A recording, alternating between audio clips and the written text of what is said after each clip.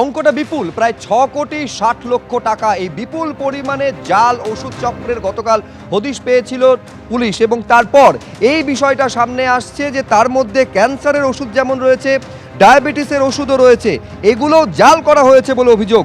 কলকাতা এবার জাল ওষুধ চক্রের পর্দা ফাঁস হয়েছে। জীবনদায়ী ওষুধ ২ থেকে ৩ লক্ষ টাকার ইঞ্জেকশনে নাকি জাল করা হয়েছে। কোথায় কোথায় ছড়িয়ে জাল ওষুধ? এখন সবথেকে বড় প্রশ্ন হচ্ছে, আমি আপনি যে ওষুধ ব্যবহার করি, সেবন করি, সেই ওষুধ জাল নয় তো? পরিবারের সদস্যের জন্য যে ওষুধ আপনারা কিনছেন সেটি জাল নয় তো? যে ওষুধ হয়তো ছোট শিশুকে পর্যন্ত খাওয়ানো হচ্ছে সেটা জাল নয় তো?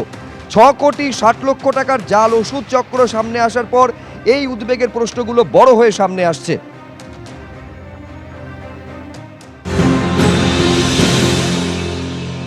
যে ওষুধগুলি এখানে মজুত করা হয়েছিল তার এক একটি ভায়ালের দাম, এক একটি ইঞ্জেকশনের দাম ২ লক্ষ ৩ লক্ষ টাকা করে। এত দামি ওষুধ এখানে মজুত করা হয়েছিল। এখনো পর্যন্ত তদন্তকারীরা যেটা জানতে পেরেছেন যে তারা সেই সমস্ত ওষুধগুলি নিম্ন। মানুষের জীবন নিয়ে একটা খেলা চলছে এই ওষুধের ব্যবসাদারদের দ্বারা। এই ওষুধ যারা খাবেন তারা তো আর জানবেন না যে কতখানি বিষ তারা পান করছেন বা খাচ্ছেন। এই ওষুধের পার্শ্ব প্রতিক্রিয়া হিসেবে মানুষের শরীরের বিভিন্ন অঙ্গ প্রত্যঙ্গের উপরে প্রভাব পড়তে পারে এবং পড়বে। মানুষের পকেটে যেমন টান পড়বে, মানুষের স্বাস্থ্য খারাপ হবে আরো বেশি। এবং যে কারণে এই জাতীয় ওষুধ আমি জেনেছি যে এর মধ্যে অনেক ক্যান্সারের ওষুধ, ডায়াবেটিসের ওষুধ, যা অত্যন্ত কার্যকরী বলে দাম অনেক বেশি বলে বাজারে প্রতিষ্ঠিত হয়ে আছে, সেগুলো কম দামে লোভ দেখিয়ে নকল ওষুধ, জাল ওষুধ বাজারে ছাড়া হচ্ছে। আমাদের প্রশাসন কোথায়?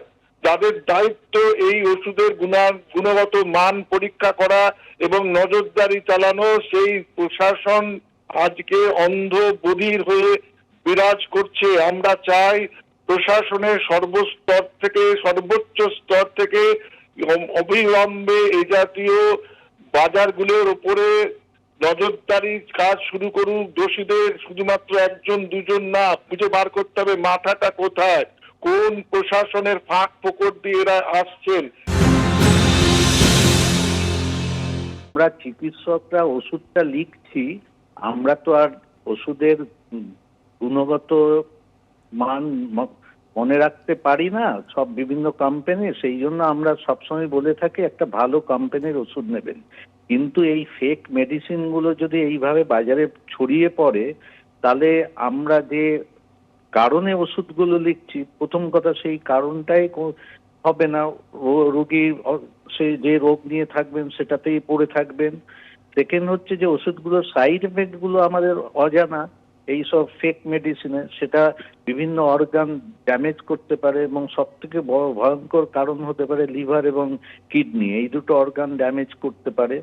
থার্ড যেটা, এই আমরা দেখেছি অনেক ফেক মেডিসিনে ওষুধের ৫০০ মিলিগ্রাম লেখা থাকলে সেখানে থাকে ৩০০ মিলিগ্রাম, এবং এই যে ৩০০ মিলিগ্রাম ওষুধ যাচ্ছে সেটা কিন্তু একটা সাব থেরাপিউটিক লেভেলে ব্লাড লেভেল থাকবে, এবং তার কাজটা কখনোই ঠিক হবে না। এবং এটা যদি ব্যাকটেরিয়া বা ভাইরাসের ক্ষেত্রে ব্যাকটেরিয়াগুলো তখন মিউটেন্ট হয়ে রেজিস্ট্যান্ট ব্যাকটেরিয়া হয়ে যাবে, এবং আমরা আজকাল প্রচন্ড রেজিস্ট্যান্ট ব্যাকটেরিয়া পাচ্ছি কমিউনিটিতে, যারা কোনোদিন হসপিটালাইজড হয়নি। এটা একটা কারণ হতে পারে। কলকাতা শহরে যে এইভাবে ছড়িয়ে পড়ছে আমি জানি না, এবং আমি অনেক পেশেন্ট দেখেছি টিবির ওষুধ ৬ মাস খেয়েছেন, টিবি কিচ্ছু হয়নি। হ্যাঁ, এবং আমি শিওর ওগুলো জাল মেডিসিন ছিল।